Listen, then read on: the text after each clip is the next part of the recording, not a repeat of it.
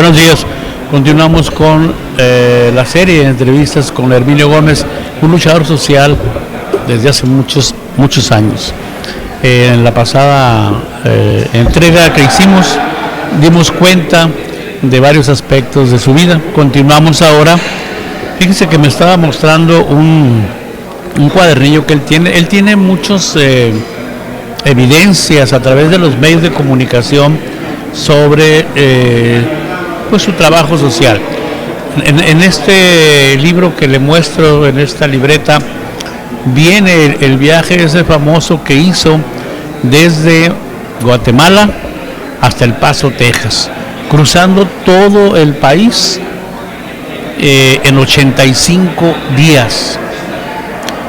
Claro que pues usted que es joven no sabe de esto, pero es muy importante que conozca la historia, porque dicen que no conoce su historia está obligado a repetirla, y el que no sabe de dónde viene, pues no sabe para dónde va. Es importante conocer la historia de nuestro país y de luchadores sociales como Herminio Gómez. Muy buenos días, Herminio. Muy buenos días, Gerardo. Pues cuéntanos algo de esa famosa caminata de 85 días que te tardaste en cruzar todo el país caminando. Bueno, es que yo quería... Pero hay que decir que esa marcha era una marcha por la democracia. Sí, yo quería pedir a la gente, de hecho le iba pidiendo a la gente que fuera a votar, porque votaba aproximadamente un 27%, lo demás eran tacos de votos que metía el PRI. Y quería conmover al pueblo de México con mi sacrificio, pero creo que el único conmovido era yo, que muchas veces, sobre todo en el nudo mixteco, que es del istmo de Tehuantepec a Oaxaca, dicen que hay 386 curvas, pero no son planas, sino cerros, porque es un nudo, es un verdadero nudo. Y entonces yo iba al paso que iban los camiones Torton, venían cargados, era muy difícil, y ahí se me soldó el hueso de arriba con el de abajo a la altura de la rodilla, y entonces, como el muchacho que me venía dando asistencia se paraba cada 5 kilómetros, yo ya no podía pisar porque me dolía mucho, y sabes, venía la sudadera mojada, pero no de sudor, sino de lágrimas, por el dolor que sentía tan fuerte, y no podía dejar de caminar hasta que el dolor me tumbó y me acosté, y el muchacho, al ver que yo no llegaba, pasaba el tiempo, vino a buscarme y me encontró tirado, y parecía que ahí iba a terminar todo. Apenas iban como unos 670 kilómetros de 3.400 que eran, pues yo creí que ya iba a terminar ahí, y no, un doctor me inyectó y dijo, no lo dobló porque dijo que se iba a quebrar el hueso, dice, y iba a haber un salto. Entonces solo se fue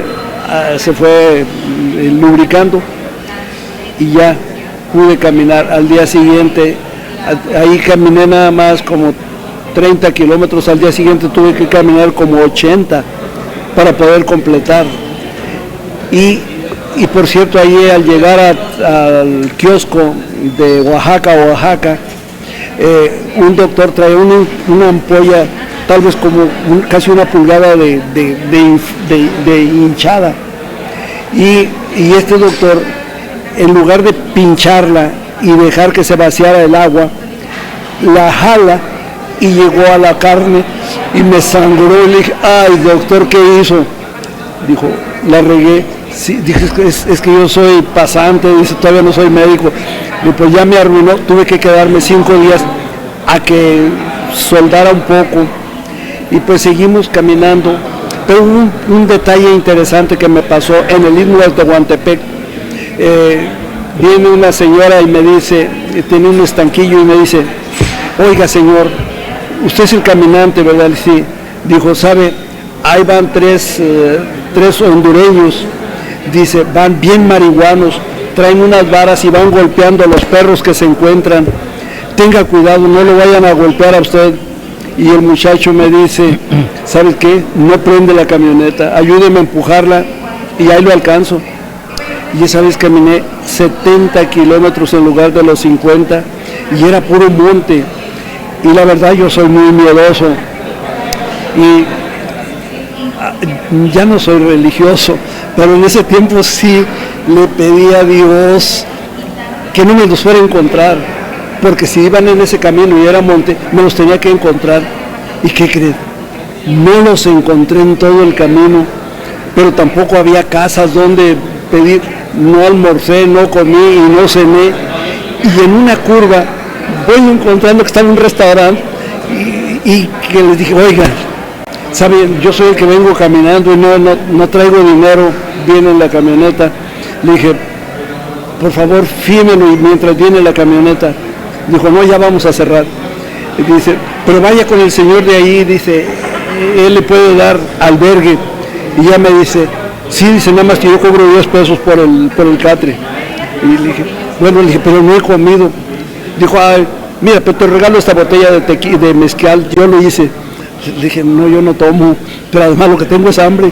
Oiga, y como eso fue como a las 11:30, 12 de la noche, y que desesperado yo, y el muchacho viene, le arreglaron la camioneta, y viene, y llega al restaurante preguntando por mí, y dice, ahí está al lado, y ya el restaurante no lo cerraban, ya me dieron de cenar, ahora sí pagando, y pues fue, ahí tuve que, bueno, ahí creí en los milagros, porque no encontré a los marihuanos. Herminio, ¿por qué dices que tu sacrificio de ese camino para poder contribuir a la democracia y sensibilizar a la gente de que votara, no sentiste que tuvo efecto? Bueno, lo que sí te puedo decir, me entrevistaban en cada ciudad donde había periodistas, me entrevistaban en la radio, me entrevistaron en algunas televisoras y en México me entrevistó Televisa también y lo pasó 3 veces en diferentes programas para que supieran cuál era el motivo de mi caminata. Por cierto, sí sé que hubo por lo menos uno que yo convencí en Ciudad Camargo. Hay un señor que me dice, oiga, me estaban entrevistando en la radio y él enseña un papel, dice, pregúntele de su viaje a España. Y ya me preguntan, les acababan de reabrir la televisora Gobernación porque estaban hablando en contra del gobierno, eran otros tiempos. Y entonces me dijo, nada más no hable del gobierno, pero cuando pregunta de mi caminata, le dije, sí, fui a seguir a Miguel de la Madrid a pedirle democracia, aunque él no puede dar de lo que no, él llegó a través de un fraude. Y ya le dije que estuve en el Congreso del Estado, es decir, en la Cámara de Diputados.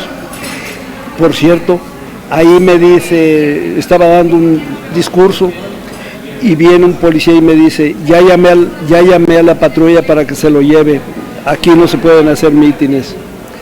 Y le dije, pues qué bueno, le dije, porque así el mundo se va a dar cuenta de que en México no hay libertad para protestar por los fraudes del gobierno. Y luego viene Ricardo Canavati, yo no lo conocía a él físicamente, y viene y me dice, Herminio, termina tu mitin, nadie te va a molestar. Era diputado federal. Y luego pues llego al palacio, le digo al muchacho que pusiera la camioneta, que pusiera las bocinas enfrente del palacio, en la puerta del Palacio de Gobierno Nacional. Y ahí le dije, señor Miguel de la Madrid, qué equivocado estuve yo de irlo a buscar a pedirle democracia. Usted me puede dar de lo que no tiene, usted llegó a través de un fraude electoral. Así como los nativos no fueron a pedirle al rey la independencia, la conquistaron aquí. Por eso es que ahora yo vengo caminando pidiendo a la gente que vaya a votar, y tenemos que echarlos a ustedes del gobierno. Y los que decían que eran periodistas, eran guardias presidenciales, y viene un reportero del Porvenir y me dice, no les des información, todos son del gobierno. Entonces, pues sí. Termino haciendo un recuento de toda esta historia. ¿Con qué te quedas en la actualidad? Fuiste del Partido de Acción Nacional, después migraste hacia qué otro partido. No, fue el 91 cuando me salí del PAN. En el 2005 conozco a Andrés, estuve allá cuando el desafuero, y creí que era un hombre que luchaba por lo que yo luchaba, por la democracia de este país, y decidí unirme a él. Por cierto, a lo mejor no debiera decirlo, pero no hay secretos. Yo le hice 3 aportaciones económicas. Una de ellas, mi hijo me mandó $350 para que se los diera para su campaña. Y luego la esposa de Pablo Emilio Madero, que fue 3 veces candidato a la presidencia de la República, hijo del general Emilio Madero, que era hermano de don Francisco Madero, me da $5,000, dice, para la campaña, para sus gastos de Andrés. Y llego a la casa y le dije a mi señora, mira, me dio la esposa de Pablo Emilio Madero $5,000 que le dé a Andrés Manuel. Y me dice, ¿y tú cuánto le vas a dar? En ese tiempo yo vivía al día, por andar en la política. Entonces le dije, ¿cuánto le pones tú? Dijo, lo que tú pongas. Le dije, bueno, $2,500. Dijo, aquí están los 2,500 míos. Y le di 10,000, pero le dije, 5,000 son de la esposa de Madero y 5,000 míos. Luego vende una casa y me dice, Herminio, aquí están los últimos 5,000 pesos. Le dije, mañana viene, va a estar en Escobedo. Le dije, usted se los entrega. Y ya yo no estaba tan apurado. Y entonces ella le da 5,000 y yo le doy 5,000. Para esto estábamos abajo del kiosco, entre el público. Y Beto Anaya me dice que suba, y ya subí y le dije, mire, ella es la esposa de Pablo Emilio Madero y le quiere hacer una aportación. Él respetuosamente le besó la mano y ya le entregamos 5,000 cada uno.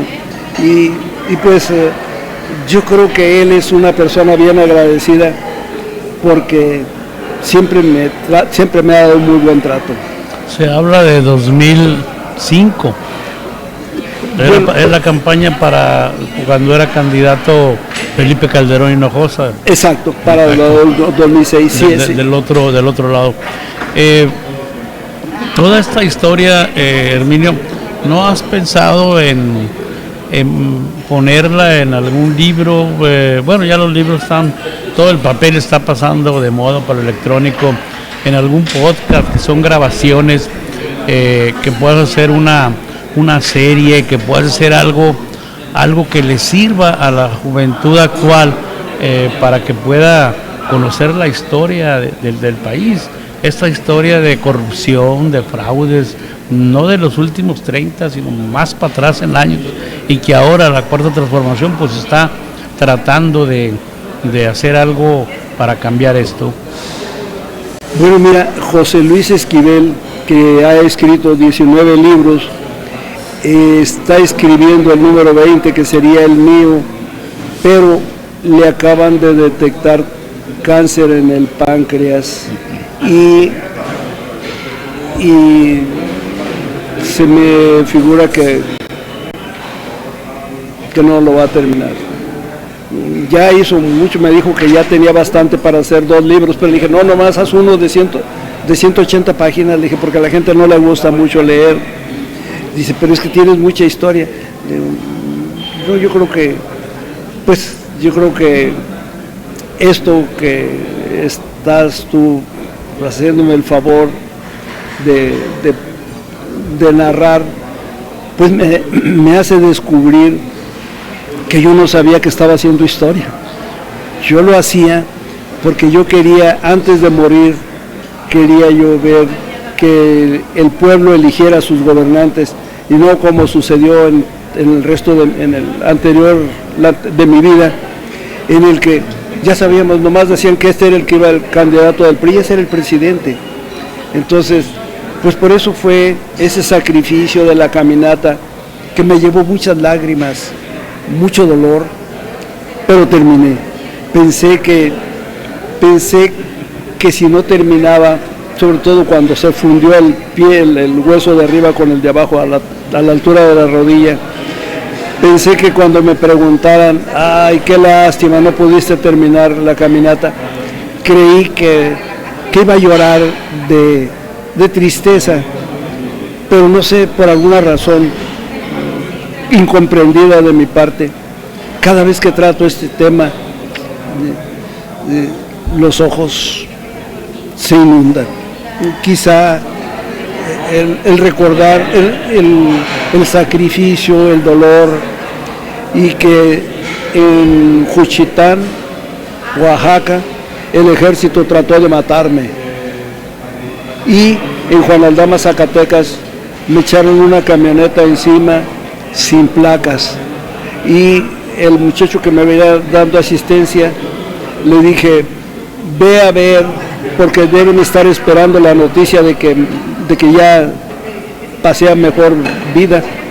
Estaba un barranco y la camioneta me pasó al espejo por aquí, y después me vino una paranoia que yo creí que todos venían a matarme, y me dice, si están en un restaurante, dice, y se agachaba. Él era muy buen fisonomista, dijo, son los que estaban en Juan Aldama, Zacatecas, dice, en el pueblo, dice, ellos son, dice, y se agachaban. Y sí, llegué al pueblo que estaba salido de la carretera, como a unos 5 kilómetros, y ahí estuve hablando y les dije, miren, esos son de gobernación, estaban esperando la noticia de que ya me habían matado, pero hasta para eso son malos, dije, les falló. Y ellos se agachaban, y ya termino de hablar y me dice, señor Herminio, ¿qué es lo que quiere que mandemos decir al gobierno? Pues ustedes son los que me quieren fregar, ¿qué le van a decir? Y pues todo el camino, bueno, quizá de ahí de Zacatecas a Torreón venía con mucho miedo. Ya después se fue diluyendo, pero sí hubo muchos riesgos. Herminio, tú la otra vez me comentaste acerca de que le diste encomienda a tus hijos de cuando no estés en este mundo, ¿qué es lo que tú querías que hicieran?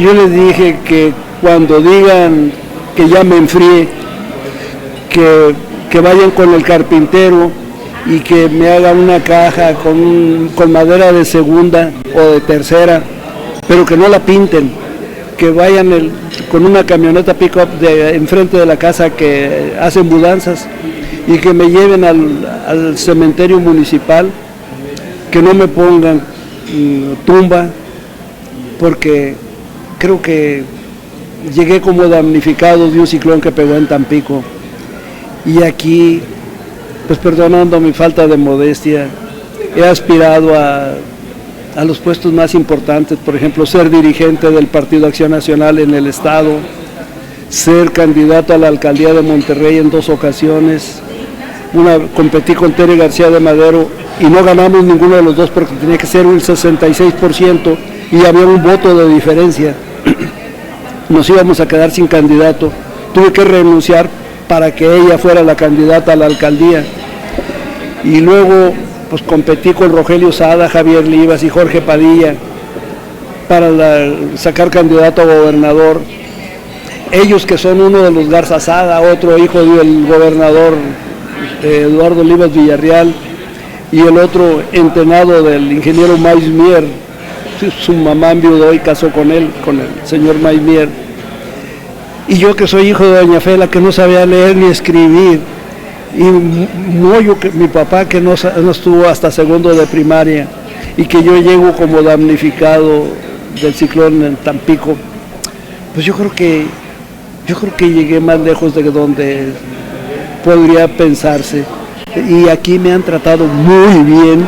Sobre todo te voy a mandar la prensa en esa alcaldía de Monterrey, cómo la prensa estuvo de mi lado, porque porque yo era el único candidato registrado en tiempo y en forma, pero se las arreglaron porque por el PRI iba a venir Benjamín Clarión, primo hermano de Fernando Canales, y Felipe sirvió de alcahuete, Felipe Cantú.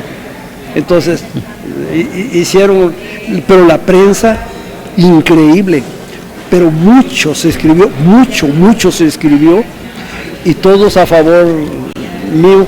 En uno o dos que escribieron, uno dijo que en el PAN no me querían por prietito, y en otro decían que por pobre comparado con quién.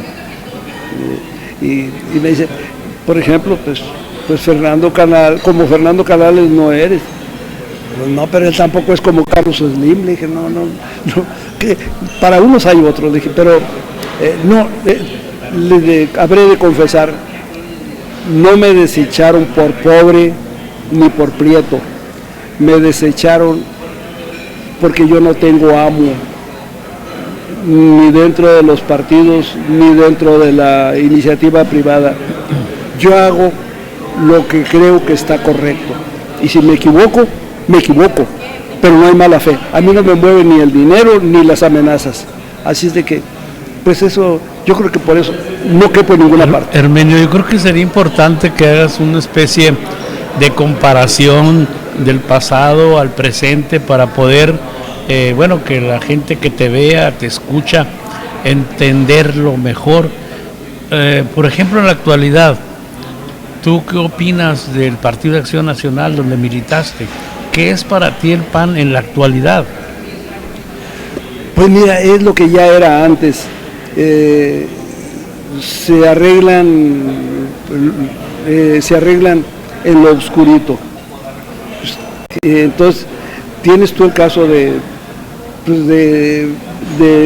Jesús Hinojosa, que ya te decía, si siendo alcalde de un municipio se viene de alcalde las concentraciones. Sí, violando la Constitución, pero pues de acuerdo con el señor gobernador de la época, una persona a quien aprecio mucho, pero que estuvo mal lo que hizo de permitir que un hombre que no vivía en Monterrey fuera alcalde de Monterrey, aunque no era la primera vez, siempre se ha hecho. Pero Herminio, no nada más siguen siendo iguales que hace mucho tiempo, porque ahora están librando una lucha y el Partido de Acción Nacional es de los más participativos en bloquear todas las reformas que el presidente López Obrador ha enviado y que son de beneficio para el pueblo. Han votado por las transnacionales, en el caso de la reforma eléctrica, en lugar de votar por el pueblo, y así muchos tipos de acciones que anteriormente no se veían tan descaradas. Bueno, antes era un amaciato. Los amaciatos normalmente son escondiditos. Ahora sí ya se matrimoniaron, pero nada más que es un matrimonio de 3 y debe ser de 2. El PRI y el PAN se fueron también con el PRD, que por cierto ya es el puro cascarón. Entonces, nada más lo que hicieron fue declarar el matrimonio. Cuando el PAN era decente, decían nuestros fundadores, decían que en toda coalición se pierde la identidad. Es decir, si el oro puro son 24 quilates, pero si le agregas, nada más que es blando, si le agregas cobre, lo endureces, lo bajas a 18 o a 14 quilates, creo que es más o menos la durez duro, pero ya no sabes cuál es el oro ni cuál es el cobre. Entonces aquí el PRI nos hacía los fraudes y ahora andan aliados. Pues es un descaro y una traición a los que todavía siguen creyendo en el PAN. Pero ya, como tú lo acabas de decir, es cierto, ellos están en contra de todo lo que beneficia. Por ejemplo, Andrés Manuel está dando una pensión a los ancianos, que lo empezó a dar por primera vez en la Ciudad de México, y decían que era populista, que era comunismo, y luego Felipe Calderón lo da pero en la ciudad, en los pueblos donde fuera, no hubiera más de 5,000 personas. Populista, pero lo copiaron Fox y Calderón. No, Fox, Calderón, Fox no. Fox lo que copió fue el Seguro Popular, que le dije a Andrés Manuel, le dije, oiga, acaba de declarar Fox que él le copió a usted, no, que le fusiló a usted el Seguro Popular. Dijo, no, en el nombre es de él, pero yo le daba el seguro a la gente que no tenía ni seguro social ni ISSSTE en la Ciudad de México. Dice, pero él como Seguro Popular, él es de él, pero él dice que se lo fusiló a Andrés. Y si le daba Felipe Calderón a las personas ancianas en las ciudades que tenían menos de 5,000 personas, pues ¿cuáles son? Ni bancos hay. Pues, pero bueno, también dicen, a Andrés lo han catalogado como populista. Populista, si lo buscas en el diccionario, es una palabra sin significado, porque es una etiqueta que le ponen a cualquier equipaje.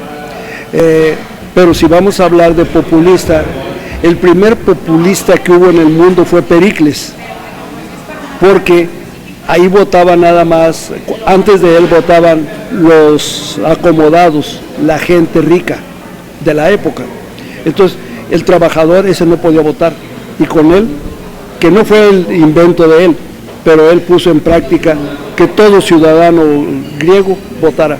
Infortunadamente a la mujer siempre le hicieron a un lado. Entonces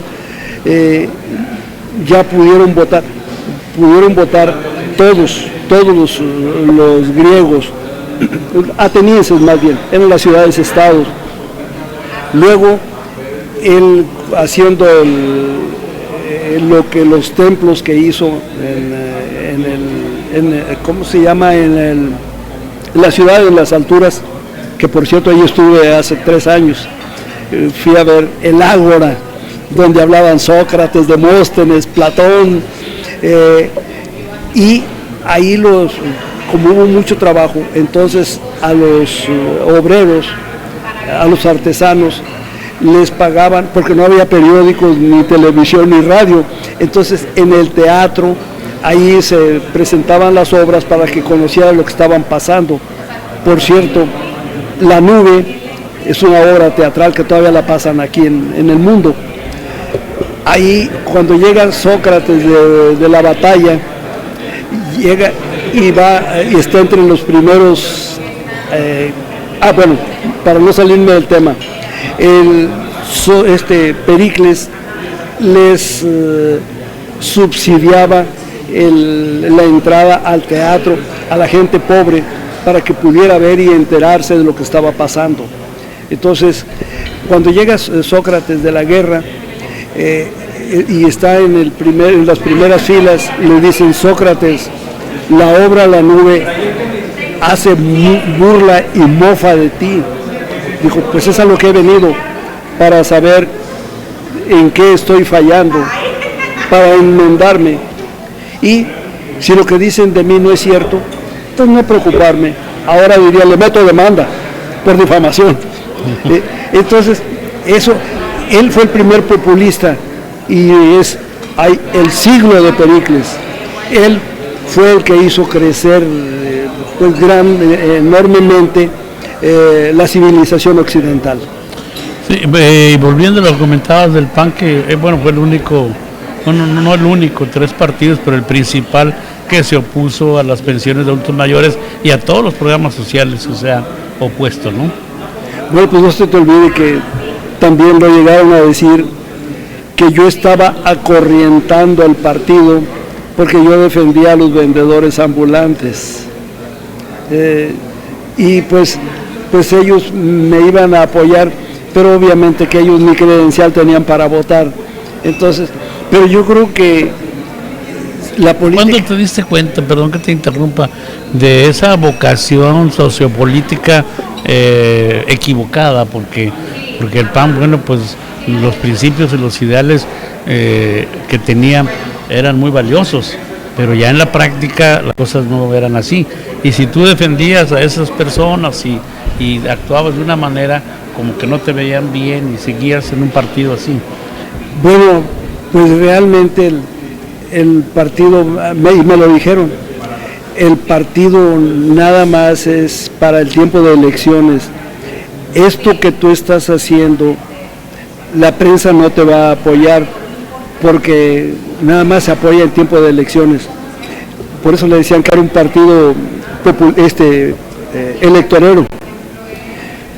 Pero la primera salida que di fue cuando subió la gasolina un 30% y entonces renté una mula y la pegamos a un bocho y con una leyenda, no había lonas, entonces había mantas y decía: la patria al servicio de Pemex, contrario a lo que dice el lema, Pemex al servicio de la patria. Y la prensa fue, y a partir de esto pues seguía siendo, me fui a una huelga de hambre cuando Pablo Emilio Madero, porque yo rompí las urnas en el centro de salud número 2, porque a las 6:45 de la mañana ya no le cabían votos, o sea, ya estaban preñadas, era un tiempo de Martínez Domínguez, y eran unos hombres con unos conejotes muy grandes que estaban en el centro de salud número 2, y de ahí pues empezamos a las batallas. Luego me voy a la huelga de hambre, la primera huelga de hambre por un fraude electoral. ¿Cuántos días estuviste en huelga de hambre? 8 días. 8 días. ¿Tomando pura agua? Pura agua, y por cierto, fueron los del PESUM, fue doña Rosario Ibarra, fueron los de Tierra y Libertad y me dieron dinero. Es increíble. Los que eran opositores al mismo PAN me fueron a cuidar, me llevaron un trofeo los del PDM. No, realmente hay muy grandes recuerdos y por cierto, en la grilla del diario dice que Martínez Domínguez dijo: Herminio ya me tiene hasta aquí, me imagino que era hasta aquí, y entonces que Polo del Real le dijo: déjelo, señor gobernador, de mi cuenta, yo lo arreglo. Y que él le dijo: no me comprometa, señor, no me comprometa. Yo no sabía quién era Polo del Real, dije: ya sé quién es. Pues sabe, un reportero, Manuel Rivera, que era reportero del norte, se fue a quedar esa noche conmigo porque me dice: ¿sabe qué? El periódico no me quiso pagar la estancia, pero yo me voy a quedar esta noche con ustedes porque va a pasar algo grave. Y no pasó. Bueno, pues sabemos que tiene mucha historia Herminio Gómez, y estamos los martes aquí reuniendo todo ese material para hacer la serie que ya hemos proyectado en Teleronda y pues la versión impresa en este mes de junio. Pues concluimos con este tiempo y esperamos el próximo martes compilar un material. Nosotros pensamos que con 4 entrevistas es suficiente material para toda esta serie, y ya ve, pues tenemos que cortar de repente por los tiempos, pero Herminio tiene mucha historia, sigue teniendo mucha historia. Pues yo no sabía hasta que tú me empezaste a decir, y ahora veo, de veras, hay mucha historia. Pues, muchas gracias, buenos días, buenas tardes y buenas noches. Sí.